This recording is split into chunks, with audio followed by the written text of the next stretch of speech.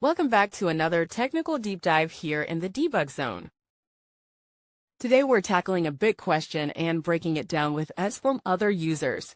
Hopefully this clears up some misconceptions and helps you get the answer you need.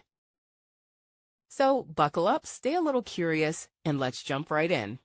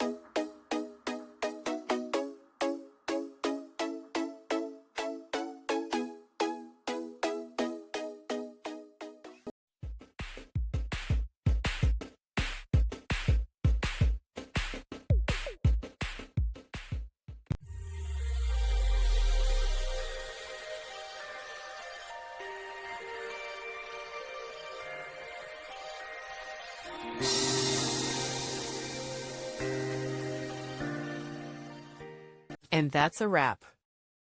I hope you found the answer you were looking for. If you did, take a second to hit that subscribe button. It really helps out. And let me know in the comments which solution worked best for you.